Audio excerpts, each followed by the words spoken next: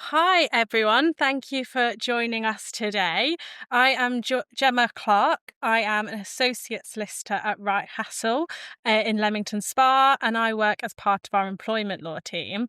And I'm joined today by Tina Chander and Vicky Brook, who I'm going to pass over to Tina now so they can both give you a bit of an insight into what they do. Oh, thank you, Gemma. So welcome everyone who's tuned into today's podcast. So as Gemma mentioned, I'm Tina Chander. I am the head of employment law at Wright Hassel. Absolutely love my job and regularly do podcasts and speaking events, but I've not done a podcast of this nature before. So I'm feeling very privileged today because I've got the wonderful Vicky Brook with me, who often chats with me about EDI or other issues in HR and employment law. So Vicky, over to you for a little intro. So I'm Vicky Brook, owner and founder of People3 Construction Limited, and I spend a lot of my time talking, as Tina says, with my clients. So we do recruitment and also HR consultancy. And EDI is a big topic, either to help businesses solve their EDI problems from a strategic point of view, or to help them dig themselves out of issues. And that's hence why we end up having some healthy discussion. Yes. So both Tina and Vicky, you've mentioned EDI, and commonly there's also the phrase EEDI. Now, they're used as phrases, but I know here we're going to talk about the fact, bust the myth really, that they're not just one phrase.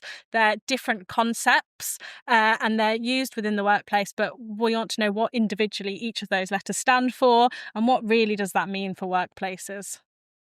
Okay, so EEDI, EDI, DEI, there's no real right order, but essentially the letters stand for a particular term, which businesses need to think about as part of their permanent strategic policies.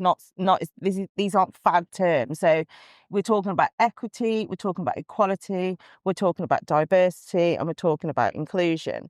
Now, these aren't trendy words. These are significant, important words for an effective business.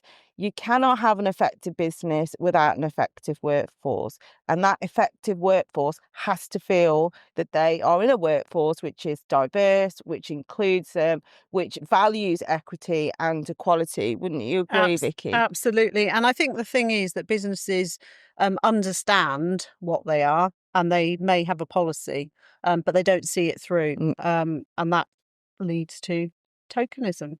Yeah. Tokenism, yeah, that's another one of those key phrases that's being bounced around the workplace. Now, if you look at the dictionary definition of tokenism, it's the idea of doing something just because the law requires you to do that to satisfy a particular group of people. But ultimately, in reality, it's not necessarily coming through in practice. So when we're looking at EDI in the workplace, I know, Tina, you've had a number of situations that you see within your role where tokenism is definitely linked to EDI and it's not necessarily coming through. As Vicky said, there's policies, but in practice, it's not coming across. So what I would say in my role as an employment lawyer, I would say on the whole, businesses are good at having a policy.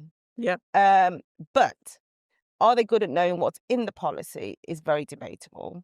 Are they good at sharing that policy is even more debatable. But I will definitely give it to businesses. You're very good at having those policies in place. Tokenism arrives from bad EDI practices, essentially. So if you're not a business that values a diverse workforce and does what it can to ensure a diverse workforce feels included and there are opportunities for everyone in that workforce, and you are mindful of different people's backgrounds and cultural differences, then you might try and look for a quick fix. And that quick fix is saying, looking at the numbers here, looking at the quota here, we need to be seen to be diverse. And that's when, unfortunately, tokenism gets used. Absolutely. And tokenism, it's not great. It's not great for a business. It's not great for an individual who ends up being that token employee. It also creates a culture where people know that the business is just ticking a box. So it knows people then start to devalue anything that the business has in a policy. Recruitment. We want to recruit marginalised from marginalised groups. go and find, regularly being told to go and find, we want more women in our business. Oh, fine. So we'll go and try and find some more women. Yet every woman that you put forward, for whatever reason, is rejected and don't get put through or get interviewed.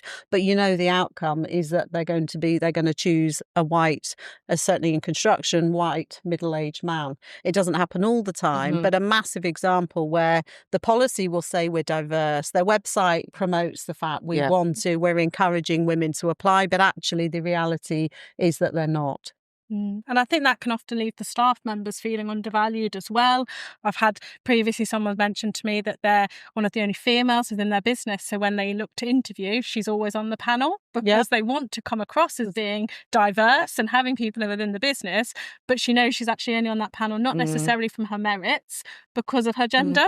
And what does that do for her as an individual? That, imagine what she's feeling as a result of that. So it's the negativity, but it's also, we know, a diverse workforce ensures that it's more profitable. There are so many benefits to having more diverse workforce. Yeah, absolutely. But don't have a policy if you can't live the dream. It's so true. And retention of staff is always going to be a problem for employers. Those days where people stayed loyal for 10, 15 years, I personally think are well gone. Everyone's always looking at what a business can offer them, not just in terms of salary, but the overall experience of working in a business, as well as the benefits that are available in an organisation. So a salary now is not a sufficient factor for an employee to stay. It's still a significant reason why someone will stay in a job. But people want to live an experience at work and not feel singled out or subject to any sort of detriment or discrimination or tokenism. And tokenism for me is a plaster. It's a plaster on putting on a problem which an employer doesn't want to address, or to give employers some scope here that they don't know how to address, Vicky, because we often do. I will speak to an employer who will say to me, Tina, can you help me with EDI? Can I have a policy? And there's a naivety in that request because, one, they don't actually know what they're asking for, or two, they think EDI is a policy, so it's not equality, diversity, or inclusion. That is what it is called, EDI. And then when we talk through, well, how do you do this? How do you go ahead and do your recruitment? What do you do when there's cultural festivals in your organisation? How do you manage or record the quota of staff that come through your door? How do you measure retention rates? It's pure blank cases. I think the issue is that a policy gets written by a department, be it HR, and HR will deliver that to the business and to the board, and the board sign it all off. And it's that filtration down. What does that mean to Joe Bloggs on the shop floor, in the marketing team, in the sales team? It's how are we actually living that policy? It's the doing of that policy. And that's where businesses, I think generally, even the really good ones, they don't do enough to actually ensure that that policy is embedded in everything the business is doing, whether it's recruitment, appraisals, it's team building exercises, it's general meetings. We can have tokenism just turning up for a meeting where an individual of a certain pay grade is treated differently from somebody more senior. So I think the thing is, it's thinking about, don't just put a policy on an intranet, don't just write a policy. If you're writing a policy for a client, you're expecting that client to then deliver it to their business appropriately. And I think we need to get businesses to think differently about EDI policies and any policy that's HR people related. I agree. How are you delivering it? What's your common strategy? And one of the things that I find frustrating is allocating leftover budget to EDI. That's just so annoying because EDI should be part of a business strategy and it needs to continuously be part of a business strategy. But it seems to be when budgets are being set, especially at the moment, I guess, where national insurance contributions are. But if we can afford EDI, we'll put some money into that. And I don't think that's a great move by employer, but I accept that there are difficult situations employers are finding. But if it's embedded Tina, into their strategy of their every being, of every part of the business, it doesn't need a budget. It becomes a cultural behaviour. Correct, yeah. But I think for some businesses who haven't embedded it, or think they've embedded it but actually haven't, because they're not aware of what's going on the ground, they need to invest in external people to get that buy-in into EDI. And I think, I've talked to you before, I'm a big fan of an anonymous questionnaire. Lots of employers don't like to use them because they're in fear of the response, but actually we want the brutal truth in those responses, because that's the only way we can improve the business. We've done a lot of that, and the value is huge. And even those organisations that were really sceptical and nervous, that tells me there's a problem, there's an issue. But with every problem, there's an opportunity to make your business even more successful, to keep your staff, to retain them better. And it can be minor little tweaks. But if you don't want to know and you don't want your business to change, then don't do one, fine. Yeah. But you're going to be the one that loses out, because, the Gen Zs and people, as you say, aren't just going to work to earn money. Yes, of course, they've got to pay the bills. But where there's so much opportunity, and businesses that are doing a good job at it will be at the top of the list for somebody who's looking for a new job. So if you want to be keeping the best staff or attracting the right staff, the good ones, you're going to have to be thinking about this. It's an absolute imperative, which is where the squeezing on the budget for me is just such short-termism, because you're going to cut yourself off of a great talent pool moving forward. You really are. I agree, and I find it interesting that particularly as an employment lawyer, sometimes EDI becomes a important topic as a result of a tribunal claim, for example, or a result of a grievance. And I do, as I said at the start, I love my job, but I'm never surprised at some of the things that I hear. And unfortunately, I will have employers that will say this, they will assume the employee's lying because they've never had a tribunal claim before. So there's this massive assumption that they must be a good employer, and there must not be any discrimination, but just because they've never had a tribunal claim before. No one's ever raised a grievance before. So in that case, like, this claim is a load of rubbish. This grievance must be a load of rubbish. And it's interesting to hear that perspective, because it's a load of tosh, let's be honest. It's just blinkers on, isn't it? I don't want to know that there's a problem. So I'm just going to shout as loud as I can to say there's not a problem.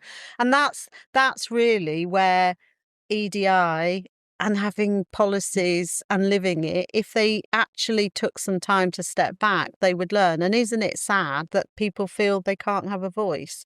But I think that, in the words, I think Gemma mentioned earlier, in our pre-meet, but you don't get a conversation. If you're going to create an EDI policy, you've got to involve people. You've got to involve your audience, your people, your leaders, your managers, your new people into the business, at all areas of the business, to come up with a strategy that is fit for purpose for that business as well. Yeah, absolutely.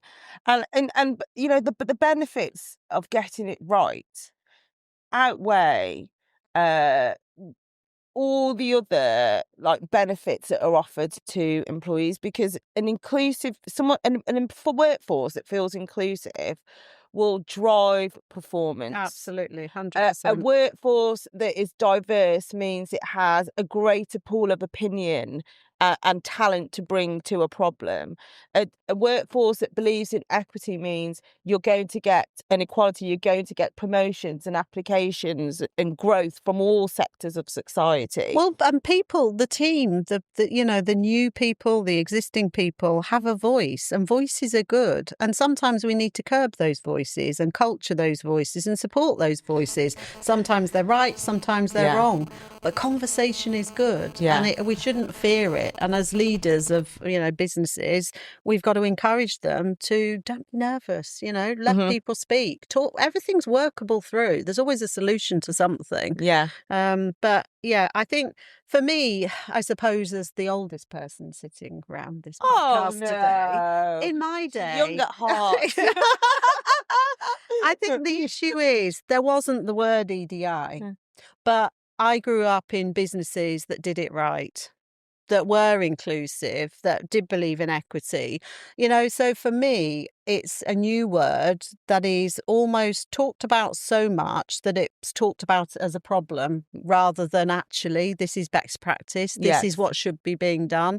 So I think, yes, it's an important word. Yes, we've got to talk about it. But what we're talking about is businesses just being wholesome.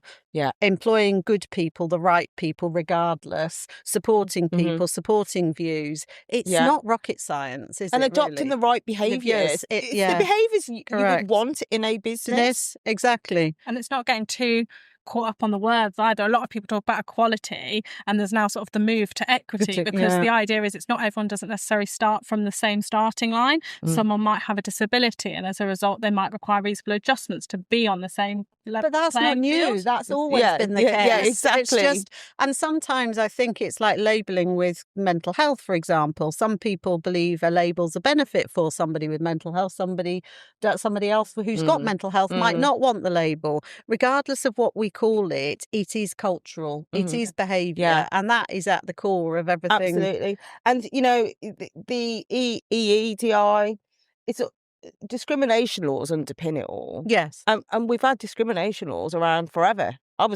Forever. So, and yes, we now, you know, we use we have the Equality Act, sorry, which is what we use as our guide. But prior to the Equality Act in 2010, was it? Yeah. 2010. There were still discrimination laws. Like, it's just always been around. Yeah. But, you know, whilst I see what you're saying, Vicky, and I agree, I think there is a need to have a label like EEDI, because for whatever reason, it means businesses think, I don't have that, so I need to do that. Yeah. And that's a starting point. Absolutely. I think it needs a label, but for visible label, Yeah. but actually the core values of the business or culture is what drives it. Correct. And I think my only issue is that if businesses, especially with the whole Trumpism, are all, should we even have a policy? Should we be talking about it? They're getting nervous. Is actually, there is a label there. But think underneath the label, though, you know, think about what you're doing is the crux of it. Mm-hmm. Yeah, I totally agree. And I think, you know, going back to tokenism, it's interesting that tokenism happens today. I say it's interesting. I'm not surprised, but it does happen. And I think, you know, what I try and do, if you know, employers talk to me about their workforce, they want to reduce headcount or they need to recruit, I actually take the time to try and get to know a business. Yeah. So they might have come to me about a particular issue or problem, but I think what lots of businesses need are external people, and you know, I'm plugging myself and you here, Vicky, really, but they need external people to say, let's have a look at what you do on a Take the day-to-day emotion basis. out of it. What Yeah. policies do you? How do you train your staff? Do you train your staff? Yeah. Do your staff know about liability for discrimination? How do you work with other cultures? What's your promotion process? These questions need to be asked for some businesses, because I do think there is a whole heap of businesses out there that actually want to be the correct cultured business. Well, I think but they either think they are or don't know what to do. Exactly. And a prime example is that, you know, a business can think they're doing a great job, they're promoting somebody into become a new manager. But what managerial training has that individual had? Do they even know what the staff handbook looks like? Do they know what EDI stands for, or tokenism, or how to behave in a meeting? There are things that we have to, and I think that's another issue, as again with budgets and finances and businesses, you know, having to cut corners. They'll promote somebody, ticks a box, yes, that's great, but actually they're setting them up to fail as a good manager or them as a business in relation to them having an issue, because the poor manager didn't understand what the right thing, how to approach a situation. You know, be it somebody who's working part-time and having to say, oh, you're a part-timer, you know, you get plenty of time. You know, they might make silly comments in banter that then causes an issue and offends somebody. And they feel bullied or victimised. It wasn't a deliberate act, but those were, and it's a simple thing, but were they ever coached and trained that isn't, in today's world where people, sadly, employees, some, can take advantage of the situation also. And the workforce, I mean, it's constantly changing, isn't it? So as you say, there are all these steps that people can take. They can undertake the training, which should be across, the whole business, not limited to just senior management. Absolutely. But you've got to reflect on that and think, actually, are there more steps we need to take in a few months' time? It's got to be a constant review, because you can't just tick a box at one point in time and say, we're now compliant. Yeah. There's got to be a constant Well, that'll be monitoring. another example where they review the policy, pop it on the intranet and think, hey, we've done our job. Everybody knows about it. Well, didn't you read that policy? So true. But talking about training, that's something that I do a lot of delivery on. And there's a whole raft of training sessions that I offer, but there's always two that are the most popular, and I can deliver them with my eyes closed. And it's banter versus discrimination and equality and diversity. Yeah. And I think that says it all, because actually, I think, whether you're an SME or you're a global organisation, the law underpins those policies a lot. Yeah. So we have to remember that if you're a manager, you're a HR director, HR business partner, HR manager, you're in a CIPD, you've got CIPD qualification. Yeah. Your positions are absolutely great. But are you aware of the legal changes? Absolutely. Are you aware of the legal position for these types Which of is words? changing all the time. So I think what the training does is it allows me to speak to everyone, to make it interactive, to really get people thinking about examples and Role scenarios. plays. That's so and important. that is far more effective than a policy. Oh, absolutely. Because 90% of the time, a policy goes on any form of communication channel, whether it's even delivered to somebody's door. Are they really going to read that policy? And do they understand what's written? Sometimes policies are written in such a way from a legal perspective that actually dissect that to Mr. Joe Average, who's working wherever, who isn't used to reading that kind of material. They're not going to get it. We need to put it into context in the world that they're living in their day-to-day. And exactly, training is so valuable. But again, sadly, I think whilst businesses will think they can deliver internally, certainly the best value comes when it's external. And also because people will talk. Going back to that whole issue, it serves as a self-continuation of feeding back into the business really valuable insights. That's not using it as a way of feeding back, but there will be things that are spoken about because people feel they can. They don't feel as intimidated. And I'm not for sure. I'm not anti-policy. I did drafted but I've got to share some of the things that I've seen in policies I haven't drafted. I mean, some of them, like they're telling me what indirect discrimination is, direct discrimination is, what a PCP. These are all legal terms, and I'm like, and each one has one example, and I'm like, how are you expecting your workforce to follow this? And then there's this little sentence at the end. Company X has a zero tolerance policy to this. Great. Next policy, bullying and harassment. Zero tolerance policy. Great. So there's all these, and I'm not adverse to zero tolerance, but in employment law, and certainly you chair disciplinaries like I do. There isn't a one size fit all approach to everything, and you can't immediately say someone's definitely dismissed if there has been discrimination. I mean, likely dismissed for sure. But I've had cases in the past where actually the employees who are subject to disciplinary have no clue that there was a policy in place, have no clue that what they said, which they genuinely believed was banter, could be deemed discriminatory. They had no clue that actually how the recipient took that is why we're in this disciplinary, not why they said it. There's these, phrases, I've always got on with that person. I don't understand why this person's offended.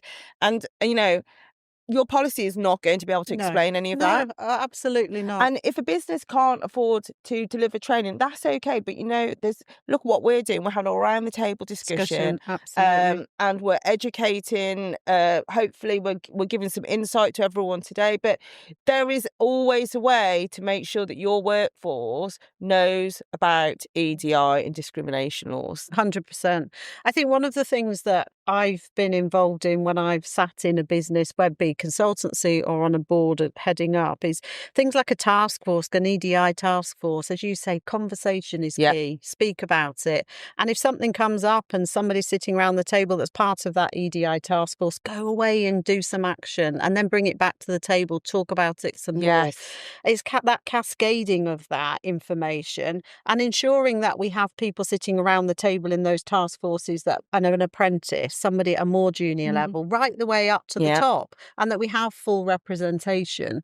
And then feeding that back into the business, yes, through to a board member ultimately, because they've got to sign it off if there's budget, if there needs to be changes. But as you say, training can be, you could send one person on a training program and they then take ownership of being cascading that to the whole of the business. It's, it's not, it's easy. I mean, I find it difficult to think that businesses struggle on this because it just seems so simple. But you know what? I mean, you might find this because I know you're in the construction sector, Vicky, but there must be employees in the construction sector that have to have compulsory training. Like 100%. They have to have their card tickets. But there's always a budget for that. I don't correct. understand. It's a big thing at the moment. We're actually working on, Tina, so nicely brought up, where actually within construction, we put a lot of money, time, effort and energy for people to be skill trained. However, we're not putting enough to ensure that they have all the soft skills that make them able to communicate effectively from an EDI perspective, be it on site or in the boardroom. And absolutely, there's a huge part to play, not only in terms of making that business effective from an EDI perspective, but ensuring that people stay within the business from a retention because they enjoy the environment they're working with. And again, construction has a massive churn rate. So there's benefits all the way through. I think going back to the policy and the redrafting perspective, I think it's also that going back to Gemma's point, which is redraft, re-looking, almost doing 360 on it. And, I've been, in an HRD position where I've just gate crashed a meeting and sat in the corner to observe it. And people have said, well, why have you observed that meeting? And with an EDI hat on, I'm observing everybody in that room. I've not got a conversation to, it's not my subject matter, but I'm picking up on body language. I'm picking up on the words and tones that are being used. And I will then go away from that and think, actually, one positive action I can take away from that, because there'll be something, maybe somebody wasn't given enough of a voice, or somebody was on their phone and not showing respect to the individual. That can be a simple really thing. Offend people, 100%. Rightly so. Body language. People going off for coffee breaks and not including another member of the team. But those are, and people say, well, is that really good use of HR time? Absolutely good use of time, because it's all those. And that's where I come back to this, have a policy and living it. It's making sure everybody every day is thinking indirectly about those words, EDI, in everything that they're doing. They wouldn't treat a client they'll think more. Sales team will go and think and prep for their client and treat them with respect. Those are all internal clients within that business. Well, they're your asset. Exactly, 100%. Yeah, 100%. It's interesting, I will speak to lots of managers, not always HR, sometimes, depending on organisation. HR also want to speak to later on in the process, and I'll just speak to a manager and they want to talk to me about a particular issue. They've got an issue with an employee on the shop floor, and employee's raised a grievance. And I'm starting to smile because I think I've shared this story a few times with my other contacts, but I'll say, well, okay, have you got a diversity and inclusion policy? I'll ask HR, okay, what about your disciplinary and grievance policy? I'll ask HR, okay, do you have anything on bullying and harassment? I'm not sure, I'll ask HR. And I'm like, poor HR. Like, but why don't they know? Why don't they know? And then I will receive everything. And this is the killer bit. So I will get forwarded the documents and they still haven't read it. Yeah. I think an issue on the linking back to Yeah. tokenism. So clients and in construction and I'm sure in law and all sorts have to, if you want to get on a tender, so you're completing yeah. a tender. So it'll ask you for all these policies. Oh, you must have this policy. So you'll get a phone call. Can you write me a policy? We're just about to. dear. So no, I won't write you a policy just for that. I'll Yeah. write you a policy and let's give a rollout plan, which then shows what your business needs to do. And that's the tokenism. Yes. That don't go and showboat that you're this great business who's won this wonderful tender, yet you're the most shocking employer to work for. You've got retention issues that are going through the roof, you know? Yeah. And this happens. And Yeah. this is where I think businesses and team members need to call their businesses out to make them more effective long term. And also I think businesses that are giving people contracts need to almost police EDI and actually go and rock up at that business for a day or two. Be a mystery shopper. Yes. Because Extra that due would diligence, yeah. that Do would you know what, actually though? stimulate. I think wasn't there like a US program about I don't know. some like it was a program about bosses going undercover. I don't Was it- know. oh, in fact, it was Hey, called I'd like to Undercover do Boss. that. I just remembered. I'd like to do Yeah. that. But you know what? But for good purpose, I not think to that's be a a great nosy idea. neighbour. But I think if that happened more, businesses would get it because it's got to hurt a business. Going back to the people, coming to you as a lawyer to protect them from payout. Yeah. But it has to hurt them before some of them appear to be taking the actions. And that's just so short-termism. Yeah. Really short-termism. But I have to spend a bit of time on giving a shout out to those fantastic employees that are getting it right. So 100%. there are we focus very much on those that are getting it wrong or could do a lot better.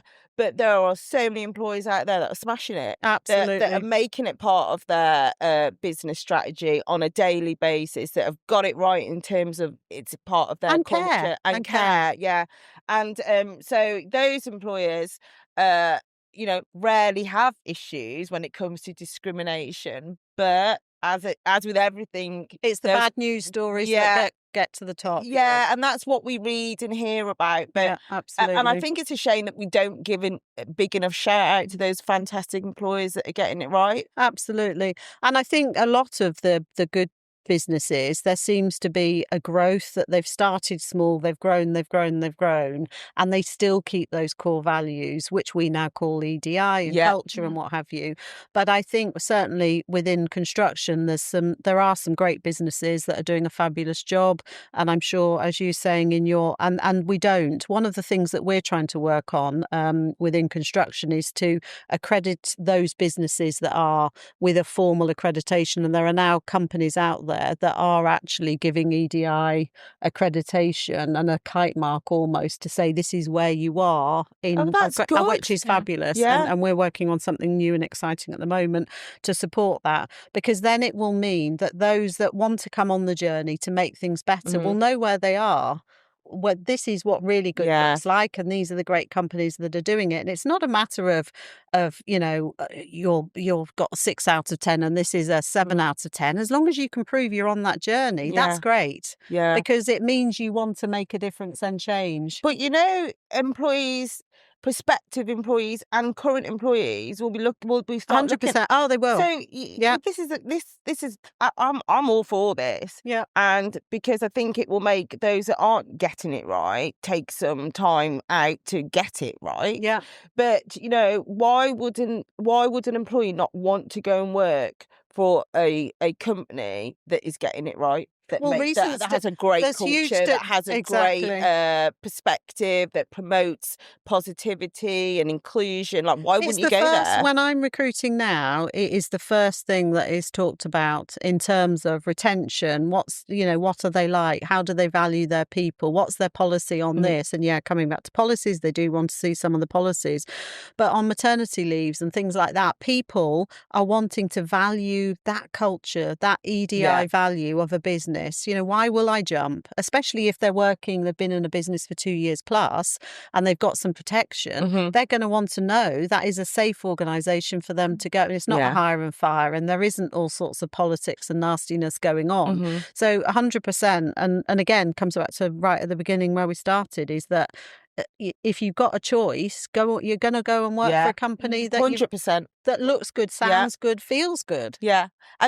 We spend even with remote working, which is probably not a big thing in the construction industry. Well, remember, construction is not just site phase. So construction, you've got technical design, commercial, HR, all the business admin are still in head offices. They are remote now, but construction has so many facets to it that it's you have remote, you have obviously roles that are completely non-remote and can't have bricklaying remote sat at home. You've got to be out on site. So of course. There's a massive blend. But I think, with hybrid working becoming the norm and, roles being capable of being worked at from home, that sometimes business thought, well, that's a happy workforce now because that's what employees want. But they're not seen. Yeah, in the same way. But actually, that's also very naive, because EDI is not limited to when bums are on a seat in the office. It's got to be embedded. And I would the time. say actually, there's a greater challenge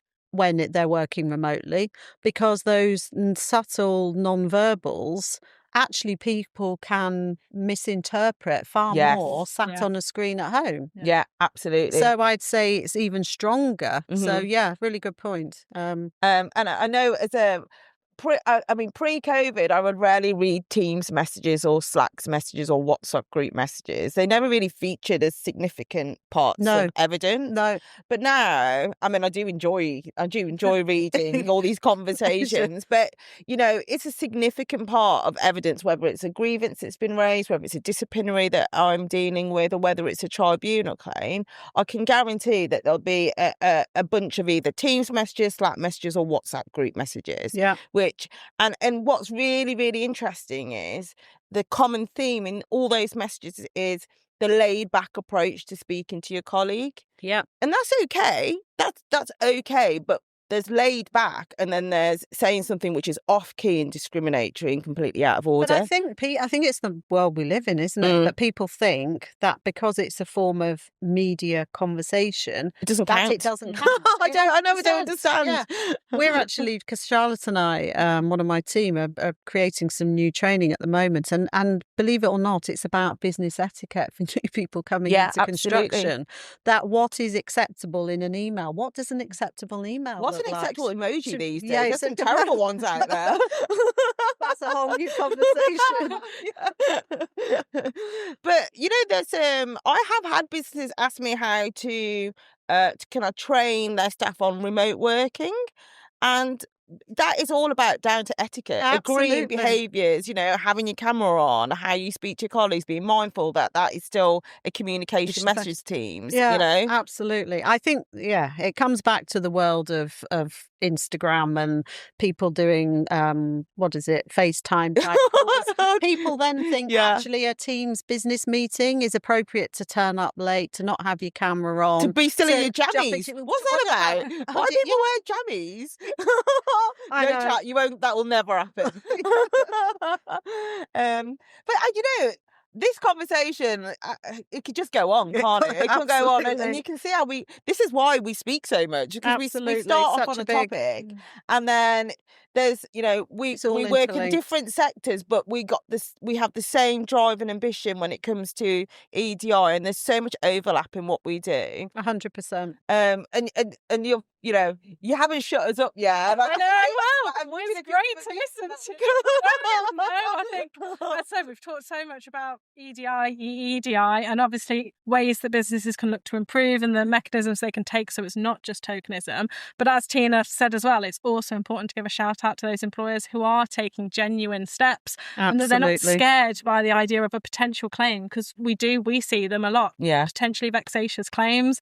And if they have actually taken steps, then they should be taking the procedure to defend it from their business's 100%, perspective as well, and absolutely. show themselves as this employer Yeah. who does support EDI, and they have taken steps in the business. It doesn't mean they might never get claims, as Tina rightly said. We can't necessarily stop those, but they need to show that for their reputation as well. There's always going to be what are called vexatious claimants or vexatious employees, and it doesn't, in that regard, whether you're a 10 out of 10 or employer or 1 out of 10, makes no difference. You're going to get a vexatious employee. But the 10 out of 10 employer has got a far better defence than the 1 in 10. Absolutely. 1 out of 10 employee. 100%. Employer, sorry. And I think, there's always going to be occasion, despite how good they are, that somebody's going to want to, my words, non-legal, try it on and see what they can get out of it because of the world we live in terms of monetization of a claim. But if a business has got the strategy right, it's got the policy right, it's got the comms right, is constantly reviewing, their chances are just, exactly, 100%. And don't be concerned. You know, one of the problems that we have is I can see why employers want to settle because it's a quick fix. It means you don't have to go through a 12-month tribunal process. There's a lot of management time. Well, from an HR perspective, if I'm back in business, I'm always thinking, is it just easier? But then you're setting a precedent. And this is it. So it's balancing off the management time. Now, board, chairman, MD may say, it's too much of your time. Think of the distraction, because it takes a lot of time.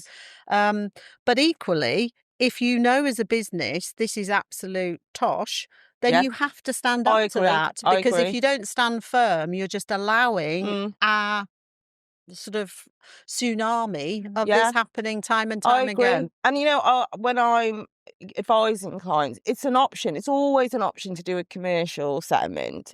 But one of the things I always say is, if you genuinely believe that employee's not going to tell someone else, you've got it wrong. You've got it wrong. Crazy.